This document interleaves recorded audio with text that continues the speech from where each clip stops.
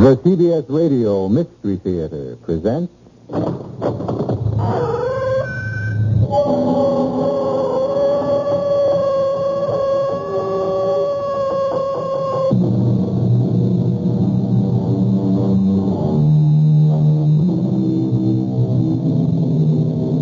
Come in.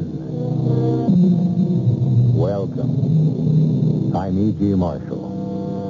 Welcome to the world of the uncanny, the eerie, the unearthly. Strange things happen. They have happened to me and will again. They've happened to you and will again. They happened to Norman Meredith, but they will never, never happen to him again. Because, well, listen.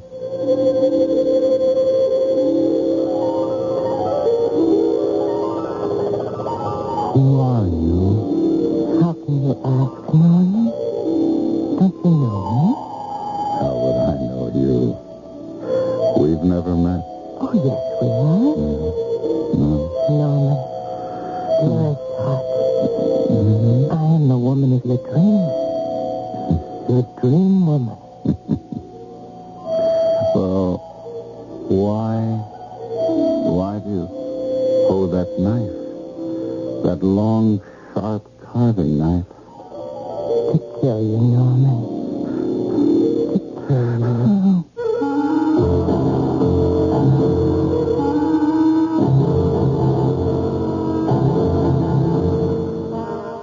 Our mystery drama, The Dream Woman, is based on the classic by Wilkie Collins and was especially adapted for the Mystery Theater by George Lothar and stars Kevin McCarthy. It is sponsored in part by Anheuser-Busch Incorporated, Brewers of Budweiser, and Sign-Off, the sinus medicines. I'll be back shortly with Act One.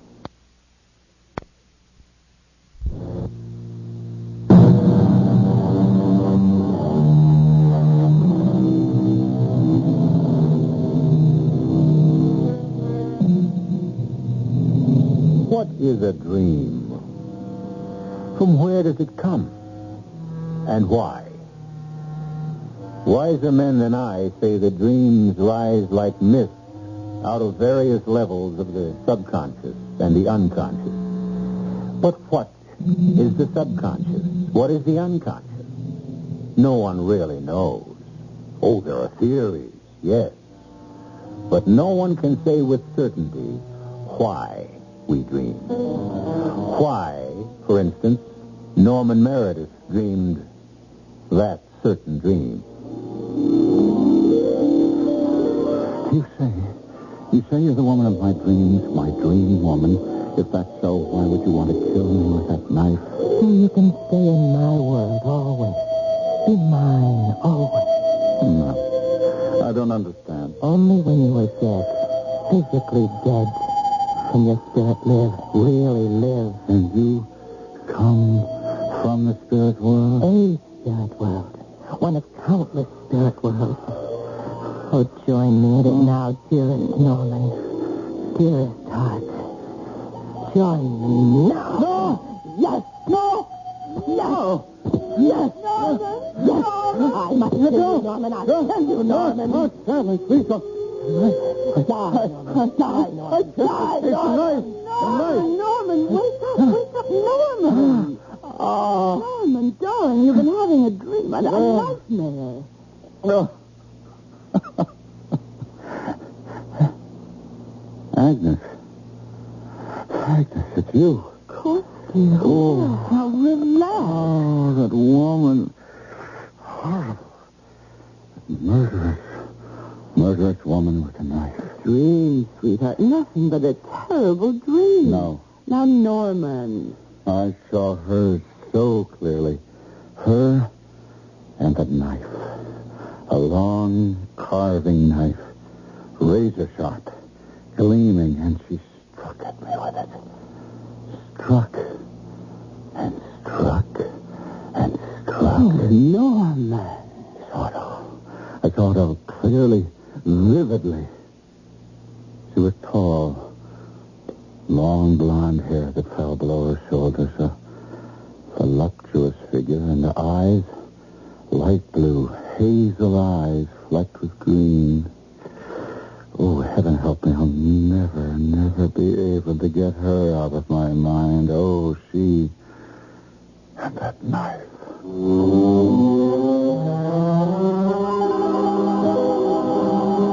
Well, now, Norman, I can tell you this. As a psychiatrist, I have a number of patients who are troubled with nightmares, often with the same recurring nightmare, but they never come true, Norman. And neither will yours. No. What about that feeling? How do you explain that feeling that the woman last night, in that dream last night, seems as real to me today as she did then? That's why, even though I know how terribly busy you are, I had to see you today. She stays there. She won't leave my head. Never too busy to fit an old friend into my schedule, but then... Oh, excuse me. Yes, nurse? Tell Miss Lawrence I won't be more than another 5 minutes. Let's see, where was I? Oh, yes. I was about to say, I'm all but positive you won't have this dream again, Norman. Frankly, I think you've been driving yourself too hard. All right, now what's the meaning of this, Dr. Gersten? Miss Lawrence. You have kept me waiting more than 20 minutes. I'm sorry, Miss You're Lawrence. sorry. I've got a hairdresser appointment at 3, and you're sorry? Look, Buster, you may be the great psychiatrist, Dr. Arnold Gerstein, but I am Sandy Lawrence, and nobody pushes me around, okay? Nobody's pushing you around, Miss Lawrence. You don't call making me wait 20 minutes pushing me around? No. Not when an emergency comes up. See the emergency? Miss Lawrence, if you'll just be patient another minute or so. All right, another minute, but no more, you understand? And I mean it. What's the matter with him? Why is he staring at me like that? Hey, what's with you, Buster? You give me the will. 1 minute longer, Miss Lawrence. I won't be more than another minute. What is with you, Norman? You were staring at Miss Lawrence as if she had shocked you. Who is she, Arnold? Her name is Sandra Lawrence. What does she do? Well, she claims to be an actress, but I don't think that's quite the profession she's in. Why were you staring at her like that? Didn't you notice? Notice what? Tall, sexy, long blonde hair, hazel eyes flecked with green. Oh, yes. She resembles the woman you saw in your dream. No, not resembles, Arnold. She is the woman in my dream.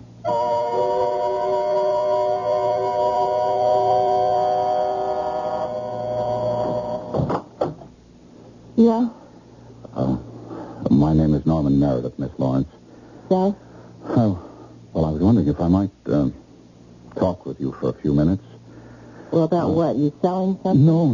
I'm not a salesman, nothing like that. Could I come in? Well, I don't know. Somebody give you my name? A client of mine? I'm a friend of Dr. Gersten's. I saw you in his office this afternoon. Oh, hey, you're the character that kept staring at me. I apologize for that. It was very rude of me. Yeah, well, that's okay. I mean, lots of guys stare at me. Could I? Yeah, sure. Come on in. I followed you after you left Arnold's, Dr. Gersten's office. You followed me? Yes. Oh, you got it bad. Unless you got some other reason for playing bloodhound. All right. How about a drink first, huh? First? Oh, well. If you got it that bad. No. I don't think you understand. I want to talk to you. Talk to me. Well, if that's the way you get your kicks. Tell me about yourself, Miss Lawrence. Tell me all about yourself. You're real flaky. You just want to talk? I want to know all about you. All about you. Who you are, where you come from, what you do for a living. Oh, come on. You must be kidding. What I do for a living? Norman, you put me away. You really do. Dr. Gersten said you're an actress? Yeah. Yeah, you could put it that way. I put on a real good act. If you mean what I think you mean... Well, what else would I mean? I mean, you can't be as square as you sound. Or can you? Look, will you stop staring at me like that? I really don't like being stared at. I'm sorry. I can't help myself. You fascinate me. Miss Lawrence. Sandy, that's for Sandra. Sandra. I dreamed of you last night. Uh-huh. Well, lots of guys do. Men have never met you. Well, okay, so you dreamed of me last night. I mean, what do you want, an Academy Award? No. I want to get to know you better. Come on, Normie, what's the angle, huh? No angle. I told you. You fascinate me. Look, Normie, you level with me. You level with me right now, or just below, okay? I am leveling with you. When I say you fascinate me, I mean, well, there was the dream to begin with, and then meeting you, a dream woman in the flesh in Gersten's office. There's something so strange about it. About it and you. Oh, no, I'm strange. No, it's more than that. It's you. I'm drawn to you. Waiting for you outside the medical center. I kept telling myself I was crazy and that I ought to just put you out of my mind, go about my business, but I couldn't do it. All the time that I was following you, waiting for you, I didn't want to. But I had to. You see. I was incapable of doing anything else. It must be like being an alcoholic or a drug addict. It's a compulsion. I have to be with you. Well, whatever you got, you sure got it bad. Now, Normie, dearest heart, my time is valuable. It's $50 an hour. Dearest heart. Dearest heart. You called me that in the dream. Dearest heart. Oh, yeah? Oh, how about that? How about the $50? Well, sure. Okay, in advance. Oh, sure. Anything you say? Sandy? Here. Put it on the table, Normie. Attaboy. Okay. What'll we talk about? I don't know. Anything, as I said. I want to know all about you. Tell me about yourself. Okay, but how's about I slip into something more comfortable first? All right. You fix yourself a drink. The bar's over there. Thanks.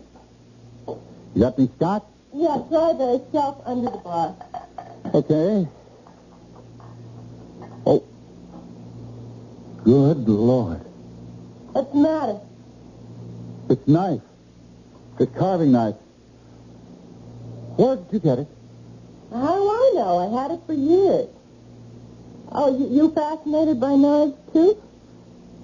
No, not knives. A knife. This one. Oh, I said it before, and I'll say it again, Normie. You put me away.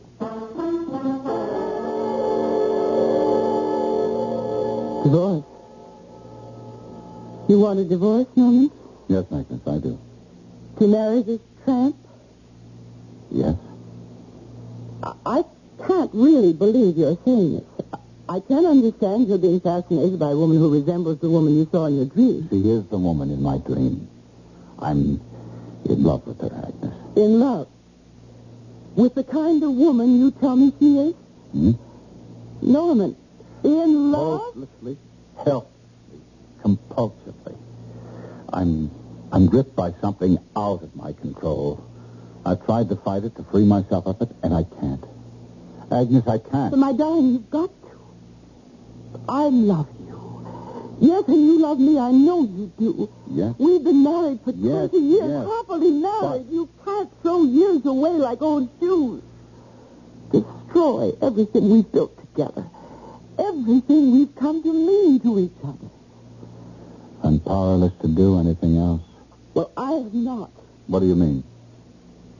I mean that you're suffering from some sort of aberration. You're sick, Norman. Mentally sick. And I am not letting you do anything as stupid, as disastrous as marrying that girl. I will not divorce you, Norman. Agnes. No, Norman. In a few months, it'll all be over.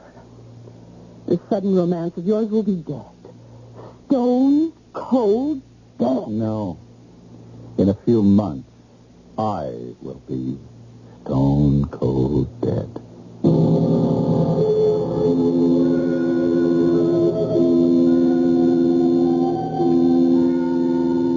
There are, we are told, dreams of precognition, dreams which foretell events that will happen in the future. There are, in fact, many such cases on record. Explain them? I can't. The truth is, no one can. Not even Norman Meredith. I'll be back shortly with Act 2.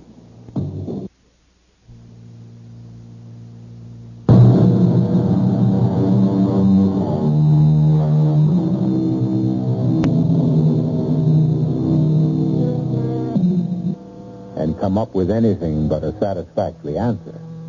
We might ask now, what is a compulsion? And find the answer equally unsatisfactory. A compulsion is, of course, the doing of something in spite of yourself. The doing of it against all the dictates of intelligence, reason, sanity.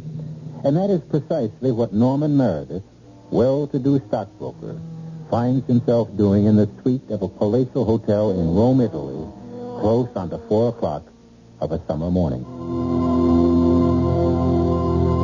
What am I doing here? 4 o'clock in the morning in a Roman hotel.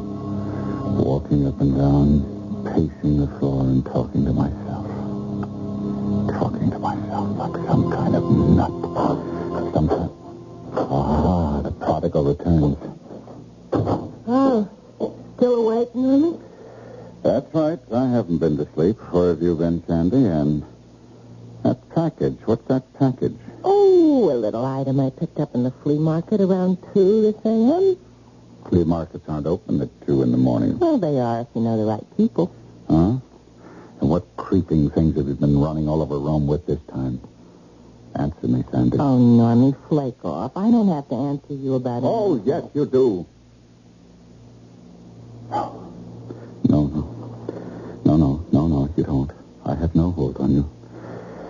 We're not married. You still have no hold on me, married or not. True enough, I guess. True enough. So anytime you want out, Normie, you just say so. Anytime you've had enough of me. Oh, I'll never have enough of you, and you know it, damn you. You know it. How do you know it, Sandy? Normie, come on. We're not going to hash that all over again, are we? Not at 4 o'clock in the morning. I'm dead beat. Look, I'm going to go to bed. You? No. I'm not sleeping. When are you ever? You know something, Norman? I don't think you sleep more than an hour or 2 in 24. What are you, an insomniac or something? Are you afraid of the dream? The dream?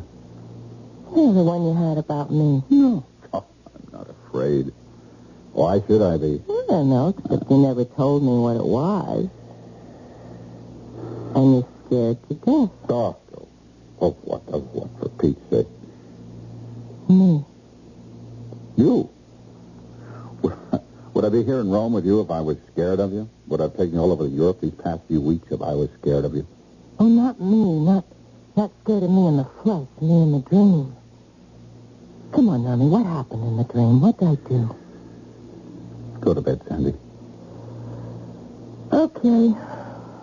But that must have been some dream. Oh, hey! Let me show you what I picked up in the flea market. I'm not interested in flea market junk. This isn't junk. It's got some kind of royal crest on the handle, and Milo said, he's the one of the guys I was with, he knows steel, and he said the steel in this knife was the best Toledo money could buy. Hey, Norman, what's the matter? You're white as a corpse. Why? Why did you buy that knife? I saw it. I liked it. Why?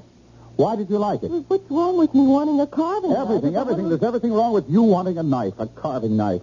What do you need with one? Do you cook? No. Are you even ever in the kitchen? No. So what do you want with a carving knife? You want to know the truth? I've been sort of thinking of taking up cooking, maybe, okay? You? You learn to cook? You can't boil water. All right, Norman, you don't have to rub it in. Look, I just thought, you're really a nice guy. You're square, but you're nice. And I know I've been giving you a hard time. I mean, I'm out on the town all hours of the night living it up, and well, we'll be leaving for Paris tomorrow, and they've got a real out-of-sight cooking school there, and I thought if I could just make things up to you... what do you care? Oh, I care a lot. If you're saying that you're thinking of maybe settling down, of acting like a wife when we're married, that is, and don't worry, Agnes will give me a divorce. Well, if that's what you've got in mind, I care. Is that what you're thinking? I guess so. Yeah, I guess that's it. What else would have made me decide to learn to cook? What else would have made me buy this knife? Sandy, will you snap it up? We've got less than 40 minutes to make the plane to Paris. I'm trying to find that knife. Knife? What knife? The carving knife, the one I picked up last night at the flea market. I left it right here on the table when I went to bed, and now it's gone. Forget it. I'll get you another. It's got to be here somewhere. You didn't take it, did you? Me. What would I want with a carving knife? You're the one who's going to take the cooking lesson. Well, if you didn't take it, where could it have got to? I don't know, and I don't care. Now, come on, or we'll miss that plane.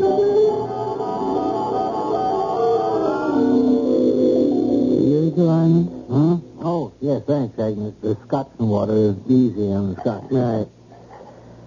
Arnold, you're a psychiatrist. What's wrong with Norman? What's happened to him? Why is he so fascinated by this cheap, common tramp? I can't answer that. No doctor could. Without at least months of investigation, of talks with Norman, of treatments. But you must have some theory. I don't. Some things that happen in this world are beyond us, beyond our understanding. Now consider. Norman had a dream in which a woman tried to stab him to death. The next day, he meets in the flesh the self-same woman of that dream. So he said. Norman is no fool, Agnes. He meets this woman who tried to kill him in his dream, and he's irresistibly drawn to her. Now, is Norman mad? He is not. What, then, is the answer to all this?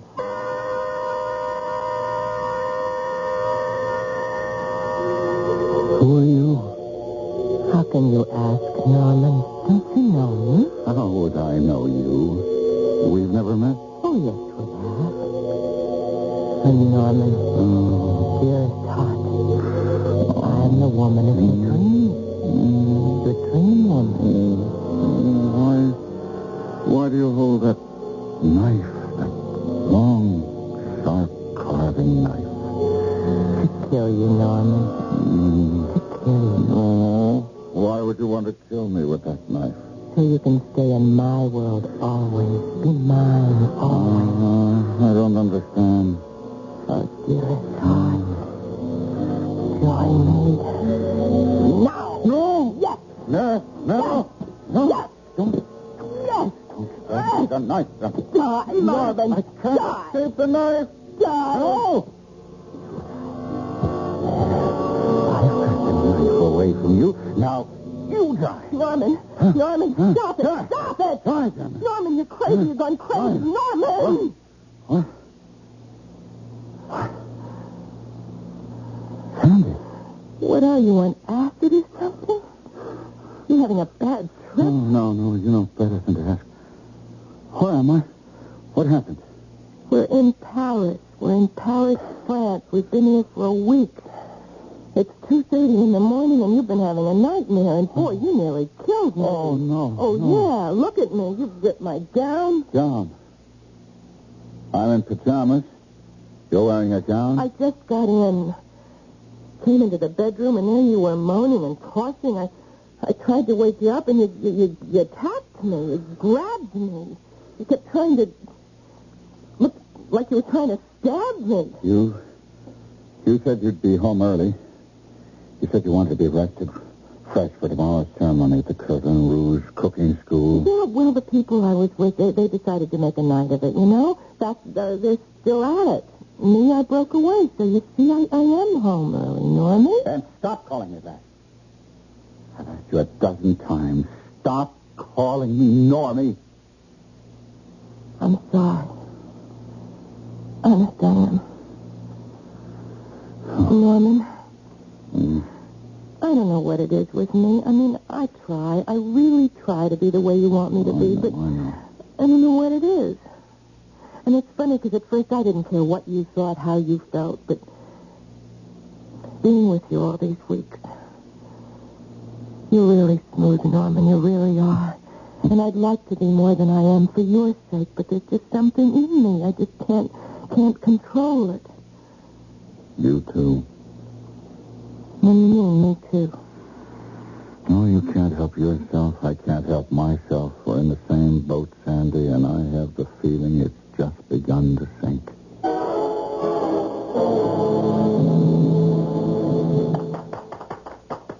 Alors, puis-je demander votre attention, mesdames et messieurs, s'il vous plaît?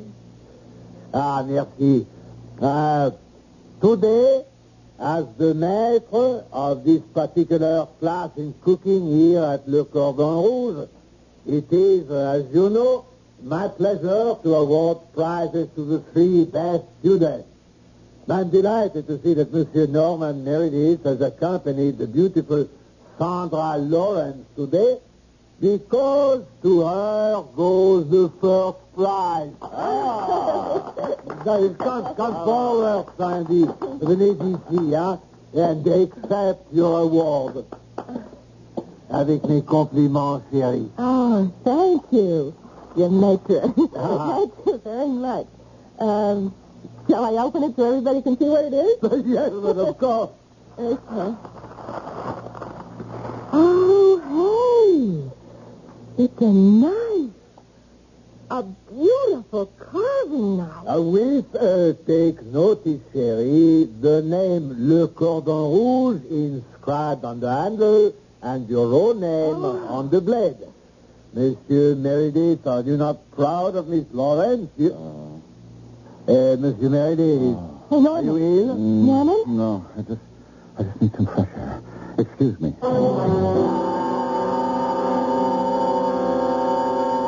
You heard me, Norman. Where is the knife? How do I know? Now, you listen to me. The first time I met you, when you came to my place in New York, you acted real funny when you found that carving knife on the bar. You remember? And somehow I never saw that knife again. It just disappeared. Because you took it. You don't know what you're talking about. Oh, I don't? No. Then what happened to the carving knife I picked up at the flea market in Rome? I know I left it on that table when I went to bed that night, and it wasn't there when I got up, and somehow it disappeared forever. Just why you're accusing me? Because you took them and you hid them, or you threw them away, or you did something. And you've done the same thing with my Cordon Rouge knife. Not me. Then where is it? Now, you took the knife, Normie. You've taken them all. I don't care about the other 2. But this one, it means something to me. So you won first prize in a cooking class. What's the big deal? You can say that to me? Listen, I went to that class so I could learn to cook for you. Not for me. Oh. And I succeeded. I won first prize. Me, Sandy Lawrence, first prize. I don't care about the knife. I care about what it stands for. And it stands for the fact that I'm falling in love with you, Norman. Oh, Sandy, baby. Now, don't Sandy baby me. I want my knife. Now, where is it? What have you done with it? I threw it away, Sandy. Where? In the river, in the sand. Then it's gone. I'm afraid so, honey. Norman, how could you do this? Why did you do it? Well, Why? I guess you might as well know, but because of the dream. What, the dream about me? Yes. What in heaven's name can the dream have to do with knives? In the dream, you tried to kill me with a knife. I try to kill you? With a carving knife. Exactly like the knife I took and threw away. Long, gleaming, razor sharp. Are you telling me that I'm going to kill you? Stab you to death with a carving knife? Yes, that's what I'm afraid of, Sandy. It's why I've been throwing away the knives, the carving knives, that you somehow come up with again and again. You know something? You were out of your head. Just because that first prize is a carving knife is no reason. Monsieur Philippe. May I come in, Sandy? Yeah, of course. Thank you. Monsieur Meredith? Hello. Can I give you a drink? Oh, no, merci, no. I stay only a minute or two. The fact of the matter is I am somewhat embarrassed to be here. Embarrassed? Something has happened which I do not understand. This morning I presented you with a beautiful carving knife. First prize for your work in my cooking class. Yeah. Yes. Well, this afternoon, a man come to me. He had been fishing on the banks of the Seine, and his hook had caught on this. The knife. A carving knife. Oui, Monsieur Meredith. The knife I gave you, Sandy, as first prize. It is, that's what I say, a puzzle to me, an embarrassment, because the knife could have got into the river only one way. It must have been thrown there, and, well, alors, what I'm trying to say is if you do not want the knife... No, Monsieur Meredith, he has fainted. Yeah. Is it something with knives? When I gave it to you this morning, it turned white, looked sick. And now, do knives bother him? Say what? They kill him, Monsieur Philippe. They kill him.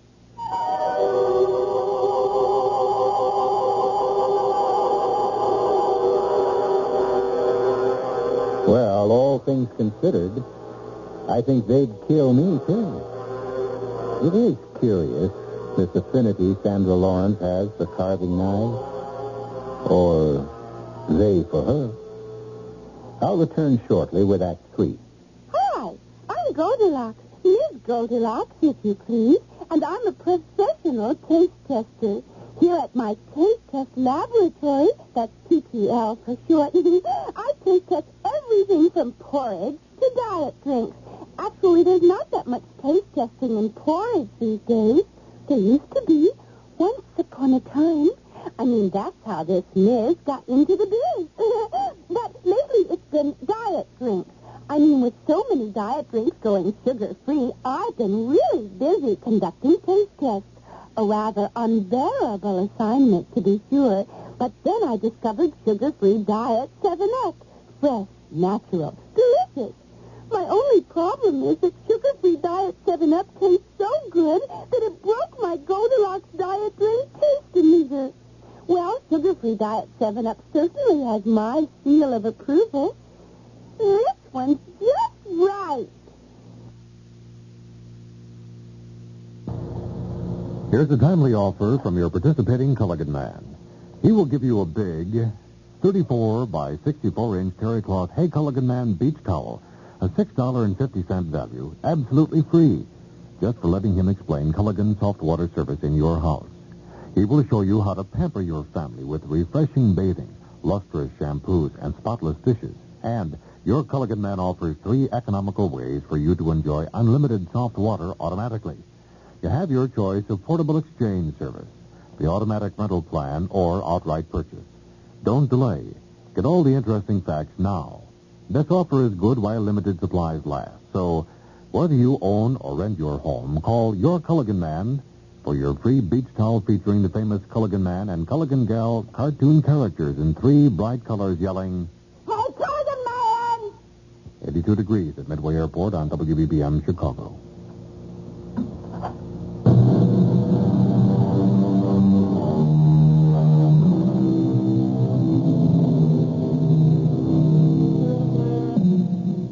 Can dreams come true? Do they ever? If they do, is Norman Meredith fated to be stabbed to death by the woman who haunts his dreams? The woman he finds irresistible in real life? Sandy, Yes, Norman. tell me where it is. Well, what is? You know what. The knife. Norman, we said we wouldn't talk about it anymore, remember? I remember you said we wouldn't. When I came into that hotel room in Paris and asked you what you'd done with the knife, you said we wouldn't talk about it anymore. Not me. I threw it away. You're a liar. Norman. You wouldn't have thrown it away. It meant too much to you. You've hidden it. All right. I hid it. Get it. What, so you can throw it away? No. Listen to me. No, Norman, you listen to me for once. I'm listening. Now, the first time we met, I was... Well, not what I am now. I was kind of tough. I was kind of coarse. Kind of person I don't want to be anymore because you showed me another kind of life. Where's the knife? Listen to me, please. Norman, I'm trying real hard to be the kind of woman who'd be worthy of you, you know? The kind of woman you could really love. The kind of woman you'd marry. We'll talk about all this later. Right now, I want that knife. Norman, forget the knife. Sandy, you get me that knife. Wherever you hid it, get it and give it to me, or so help me out. All right. Here. You want it? Take it. You threw it at me. Another inch and it would have... You wanted it, Norman. You got it. Pick it up. I'll pick it up. Well, pick it up, all right. I'll pick it up. That's the last you'll ever see of it. Plenty of others. There's no trick buying a carving knife. Don't buy no knives. I'm going to get rid of this, and it's the last carving knife we'll ever see in this house. We'll see about that. I'm telling Ma'am, you... I'm telling you. Nothing. You're telling me nothing. Norman, no. Nothing. Oh, what have I done? I don't understand. I killed her. I hurt her to death. It doesn't make sense. It doesn't make sense.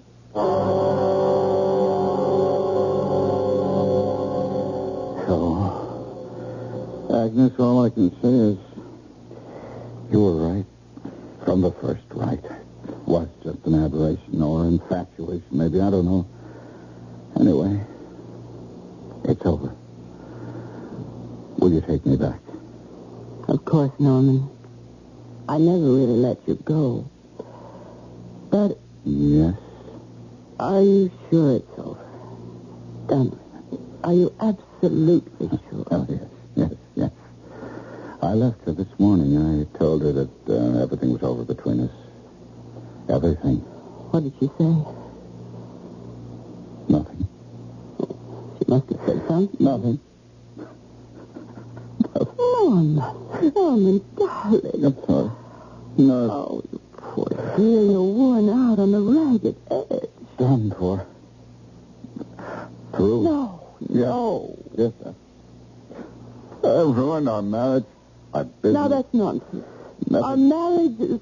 Never be the same. You know it won't, Agnes.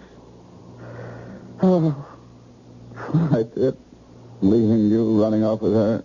Well, you were caught up in something beyond your control. Too powerful for you to handle. But it's over now. Put it behind you.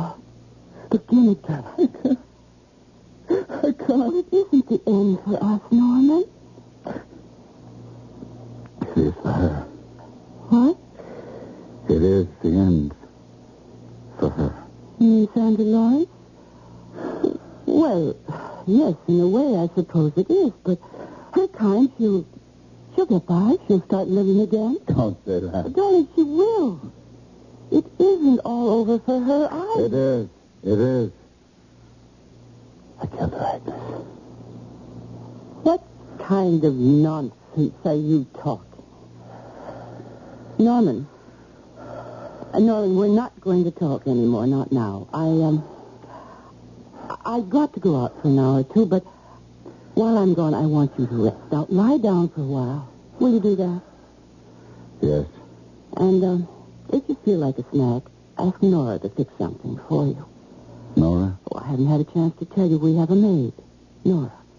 Wonderful cook, too. So if you want something, just ask her. You'll find her in the kitchen. She loves it, so she practically hibernates there.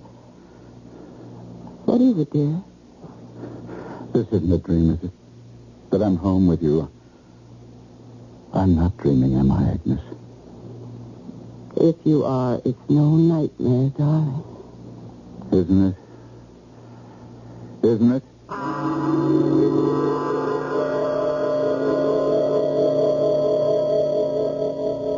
I'm afraid I told a little lie, Arnold. I just said I had to go out for an hour or so, but of course I came straight here to see you. I'm glad you did, Agnes. I was worried about Norman as you are. He talked about Sandra Lawrence as if he had killed her. I mean, really killed her. When, of course, what he meant was that he felt that he'd ended her happiness, ruined her future. Oh, excuse me, my nurse. Yes? Captain who? The police. Oh, yes. Put him through. Yes, Captain, this is Dr. Gerstein. Yes? Well, she was a patient of mine. What's that? Stabbed to death? Oh, good heavens, Yes, of course. I'll answer any questions you may have. No, not at all. Goodbye.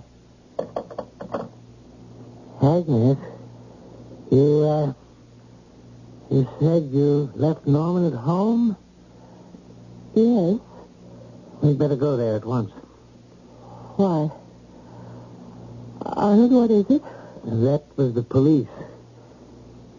Sandra Lawrence was found this afternoon in her apartment, stabbed to death. Oh. Norman was telling the truth. He did kill her? It seems likely, Agnes. All too likely.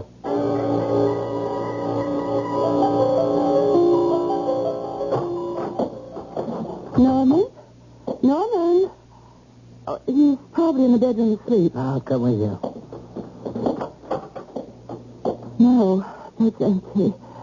The kitchen. I told him if he wanted a snack to ask Nora. Nora, have you seen... Nora! Easy, Agnes. And Norman on the floor. Knife in his chest. Hang on to yourself. Norman sitting at the kitchen table, blood all over it. Norman, dead. Stabbed to death. How is this happening? Am I going out of my mind? Come with me. Norman. Please, Agnes, come with me. I know. Now, you just sit here in the living room and let me handle things out there. Nora? That is your name, isn't it, Nora? Yes. What happened here? I don't know. I can't make any sense out of it. What happened? He came here into the kitchen. I just started dinner. He stared at me like I was some kind of ghost or something. And then he flung himself at me, grabbed me by the throat, and he was screaming, "I'll kill you once and for all. I'll kill you and be rid of you." I grabbed for something to protect myself with. And the carving knife was handy. I grabbed that. And the next thing I knew, he was there on the floor with a knife in his chest. Dead. I killed him. But he would have killed me if I hadn't. Why? Why would he have killed you? Agnes, go back into the living room. Leave this to me. I want to know. My husband didn't even know you, Nora. Why would he have wanted to kill you? I don't understand. I do. Or do I? What do you mean? When did you hire Nora? Yesterday. Yesterday morning. According to the police, that's about the time Sandra Lawrence was murdered. Well, what of it? What in heaven's name has that to do with Nora? Look at her, Agnes. Take a good look. Tall, hazel eyes with flecks of green. Long blonde hair. You never met her, but I can tell you, Nora is the image to the life of Sandra Lawrence.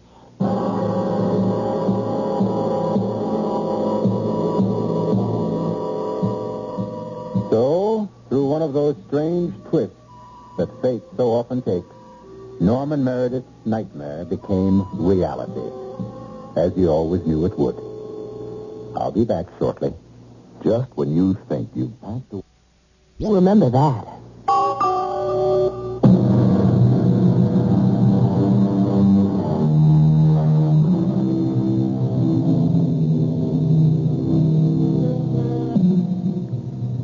As I said when we began, little, if anything, is known about the origin of dreams, where they come from, why they come, what they mean.